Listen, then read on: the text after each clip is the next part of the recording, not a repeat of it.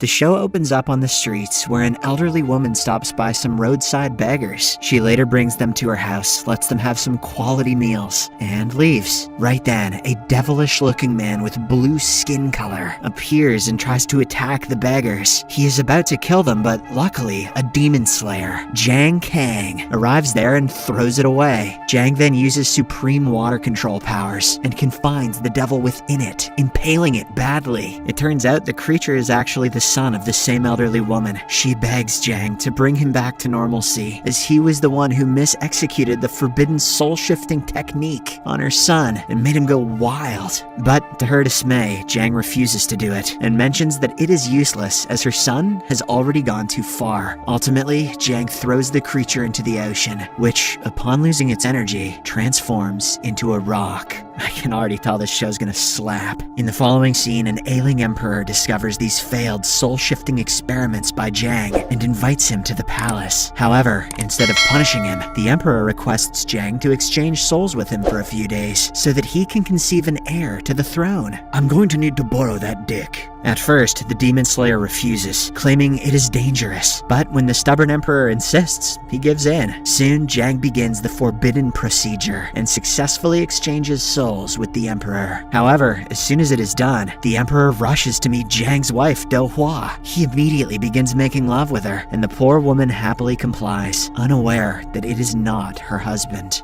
Dark. The scene then fast forwards by 20 years where we are introduced to Noxu, a skilled assassin who has been killing mages. She fights with Park Jin, the leader of the Park family, one of the top 4 families in the city of Daiho. Noxu manages to defeat a large number of soldiers alone, but she is ultimately overpowered by Park Jin, who injures her with his sword. Left with no options, she flees the battlefield and quickly transforms her soul into a different body. Soon, Park Jin also arrives, and when he finds out that Noxu has interchanged bodies, he is livid. Nonetheless, he takes her body and her sword, hoping she will return for them. Elsewhere, Noxu has possessed the body of a girl named Mu Diok. It turns out she is a blind girl who is about to be sold to a brothel. However, after the switch, Noxu has retained some of her qualities, because of which she is able to see clearly. Later, when she is brought to the brothel, a senior female approaches her and makes her aware of the 4 seasons of Daiho. It turns out that a group of 4 talented and appealing offspring of the 4 prestigious families, the Park family, the Xiao family, the Jin family, and the Jang family, represent 4 different seasons in Daiho. After hearing this, Noxu remembers that these are the very descendants of the people who had killed her parents when she was a child, a murder that she witnessed. Later, Noxu tries to flee the brothel, and on the way, she stumbles upon one of the princes of the place, Jang Uk. Despite being the son of Jang Kang, he is alluded to be the offspring of his mother's extramarital relationship. When Noxu attempts to rob him of his money, Jang Uk convinces her into stealing his jade plaque instead, and allows her to flee. As she runs away, Jang Uk seems impressed by her moves, and guesses her to be the real Noxu. Elsewhere, the group for which Noxu previously worked as an assassin wants to remove all of her traces so that no one can ever relate them with Noxu. In the following scene, Noxu visits the market to sell the plaque that she got from Jang Uk. Right then, she notices Xiao Yule, prince of the Xiao family, and remembers that he is the one to whom she gifted her bird whistle during their young age. At the buyer's shop, suddenly, a few guards from the Jang family arrive and capture her. Afterward, Noxu is brought back to Jang Uk's place, where he reveals that he has purchased her from the brothel. He now intends to use her as his personal maid. Having no other options left, Noxu agrees to follow Jang Uk's orders. Later, she discovers that Jang Uk has a plaque that she can use to enter Songrim, a secret place where mages and royals train magical spells and improve their skills. Noxu is well aware that she needs to gain back her powers before entering the place. Yet, she makes the decision to enter Songrim discreetly, hoping that her sword will help her regain some of her powers.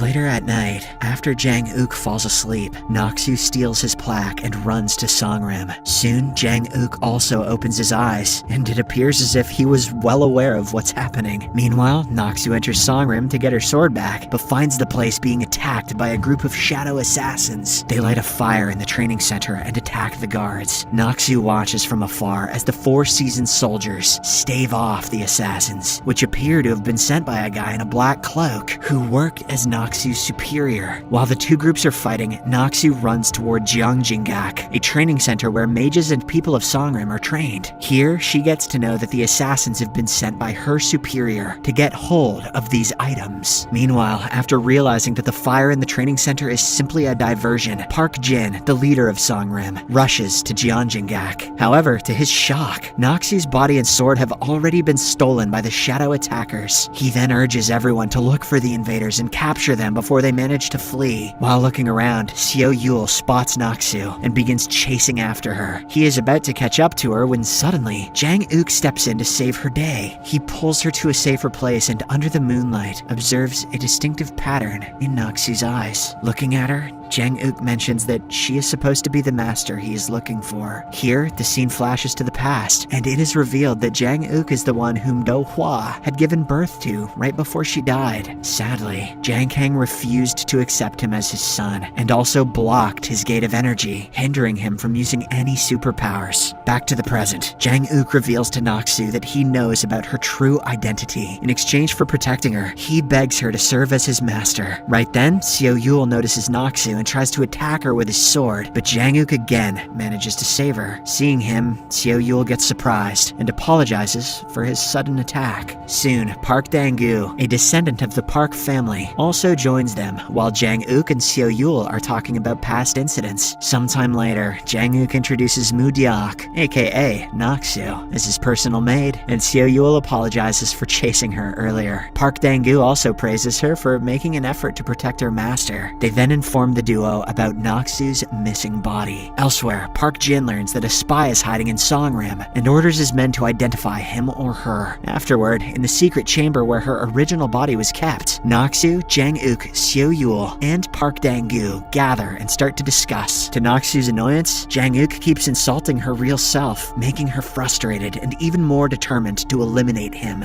Soon after, the two are left alone. Jang Uk coerces her to reveal her true identity, and she admits that she is Noxu. In turn, she asks him about his motivation for assisting her. Jang Uk says that he wants her to serve as his master. Surprisingly, Noxu declines his offer, compelling Jang Uk to use a hidden device to confine themselves inside Gyeongjinggak. He then warns Noxu that if she kills him, soldiers of Songrim will find her when they open the chamber. But if she accepts his offer to be his master, he can protect her from getting killed. Later, after describing how weak she has become due to the soul shifting, Noxu informs Jang Uk that she needs to find her sword to regain her powers. She also mentions that she will need her sword to open his energy gate, which was closed years ago. Hearing this, Jang Uk asserts that they can't attempt to open the locks until the closing mechanism ends. This infuriates Noxu, and she tries to strike Jang Uk, but in the process, she unknowingly steps on a floor switch, causing the floor to collapse. Later, the two manage to escape the secret room, only to be taken to the training center where Park Jin has requested everyone to gather. They also meet Park Dang-gu there, who tells them that Park Jin has assembled them there to look for Noxu's men, who are believed to be responsible for the attack. According to Park Jin, there is a soul-shifting traitor among them who will be exposed with the aid of the Jin family's ghost. As soon as he says so, a princess from the Jin family arrives with a strange vessel and unleashes the sorcery-detecting ghost named Sapsali Gwingu. It slowly flies out from the antique pottery and starts to look around, taking on the shape of an animal. Just as Jang Uk and Noxu anticipate an attack from it, Guigu leaps upon another soul shifter behind them. The latter tries to escape, but Seo Yul easily finishes him off with a single strike. Meanwhile, Noxu views this as a chance to escape, but when Guigu returns to assault her, she is caught by Jang Uk. After directing her to flee, Jang Uk himself dashes back to the training facility and smashes the priceless pottery, eliminating Guigu and therefore rescuing Noxu. However, because of this, Park Jin and the family reprimand him. Jang Uk is then given the punishment to stay outside for the night. During this time, Noxu visits the brothel and purchases some explosives from the owner. In exchange, she trades Jang Uk's Songrim spirit plaque that she had been carrying around. The scene then switches to the men's meeting site in Donju, where the leader pledges to transform everyone who brought Noxu's body to them into into soul shifters. But as soon as the leader leaves the room, his men kill everyone who helped in bringing Noxu there. The leader is revealed to be a powerful chief named Jin Mu. Following the massacre, everyone in the area starts believing that Jin Mu is the one who brought Noxu and her men's bodies back to the palace. At the palace, for his brave act, the emperor tries to appoint Jin Mu as the Guanju, the leader of the soldiers. But the Sangrim members oppose it. They believe that since Jiang Kang is still the Guanju, the decision is baseless. The emperor then alters the prize for Jin Mu and fulfills his request to publicly burn Noxu's corpse while retaining her sword at Qianbuguan, a place which is used to keep valuable items of royal families safely. Later, when Jang Uk gets to know about this, he goes to meet Jin Mu to get Noxu's sword. At first, the latter refuses to comply, but when Jang Uk mentions that he is the son of the current Guanju, Jin Mu quietly hands the sword over. Meanwhile, Noxu makes her way to the place where her real body is being set on fire. This devastates Noxu, but when Jang Uk approaches her with her sword, she cheers up a bit. The two then move to a different location where Noxu tries to unsheath her sword but fails. Seeing this, Jang Uk berates her, saying that she is not qualified enough to be his master. Disappointed that she has become a total failure, Noxu leaves to commit the unthinkable. Later, she goes to the edge of Lake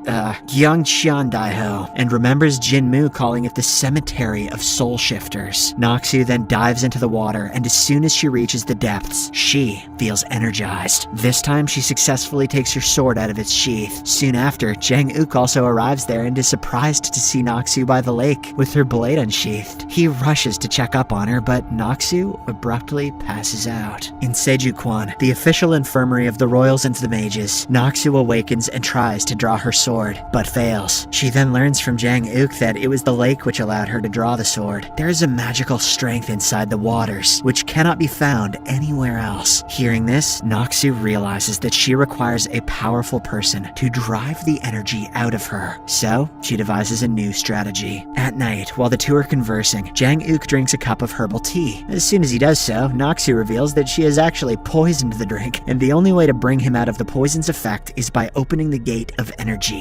Right then, Park Jin and his senior arrive at the scene, and seeing Jang Uk in pain, they rush to help. Noxu tells them about the poison, and the fact that Jang Uk has only 6 hours left until his heart stops. She also reveals that the only way to rescue him is by opening his gate of energy. Sounds like a euphemism, Noxu. What are you playing at? However, Park Jin is only interested in knowing the name of the poison she fed to his friend. When she remains silent, he takes Noxu away and punishes her brutally. But despite this, she remains tight-lipped, leaving them with no option but to open his gate of energy. Sometime later, Hyo Yam, the senior of the Jang family, approaches Jang Uk and unlocks his gate of energy to save him. The procedure works, and he slowly regains consciousness. Surprisingly, when he learns that Noxu is being kept hostage for poisoning him, he rushes to save her. He quickly unties the ropes from Noxu's hands and legs, and they both finally address each other as master and pupil. Poison me again, mommy. The scene then flashes back to the past when Park Jin questions Jang Kang regarding his son's origins and the rationale behind shutting down his energy gates. Jang Kang responds by saying he is doing so to safeguard the child from being ill-treated and to free him from extra pressure. Back to the present, Jang Uk brings Noxu back to the shelter, and when he sees Park Jin, he starts apologizing. He lies that he poisoned himself and begs for his approval to take Noxu to Sejukwon to have her wounds treated. As expected, Park Jin gets enraged, but Seo Yul and Park Dang-gu calm him down and somehow convince him to let the duo receive treatment. After this, as Jang Uk is trying to assist Noxu to her feet, he notices a blue mark developing in her eyes. Fearing that she will be exposed, he quickly covers her eyes. After a while, with the help of Seo Yul and Park Dang-gu, they leave for Sejukwon. Afterward, we see Master Hyo Yam and Park Jin debating the earlier incident. Hyo Yam admits that in order to speed up Jang Uk's recovery, he gave him his own energy, which is worth 10 years. This surprises Park Jin, and he requests Hyo Yam to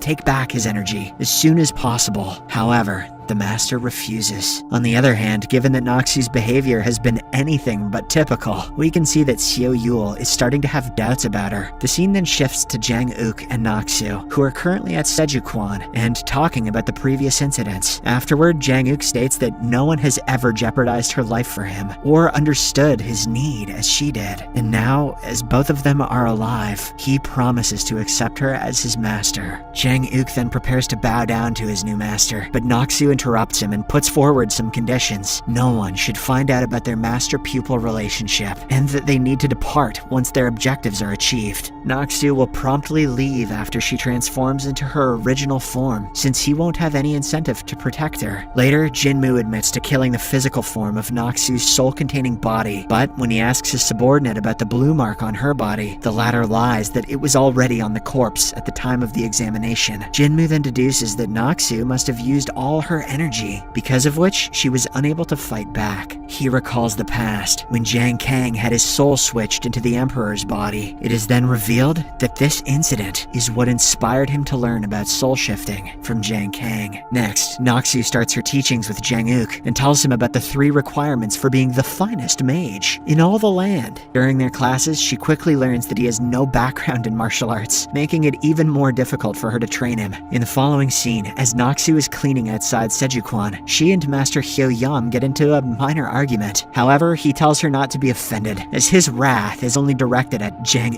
Uk. Hyo Yam also tells her that he genuinely loves Zhang Uk, and has invested his energies to help him recover faster. When the latter also confirms this, Noxu becomes excited. She now intends to steal this energy for him, but in order to do so, she needs Hyo Yam's breathing technique, as Hyo Yul is a member of Hyo Yam's family, and is probably using a similar breathing pattern. Noxu pursues him to learn the technique. Hyo Yul then becomes intrigued and gets closer to her, but as he is about to explain his breathing pattern, Zhang Uk arrives there and ruins the whole setup. He then reveals to Noxu that he has already managed to acquire the breathing skill from Hyo Yam and is currently practicing it. Later, a new character, the Crown Prince of Daiho, Go Wan, is introduced. He is revealed to be Jinmu's student, and the latter informs him that Zhang Uk has taken Noxu's sword, despite the fact that the Emperor gave it to him. Hearing this, Go Wan gets angry at Jinmu and criticizes him.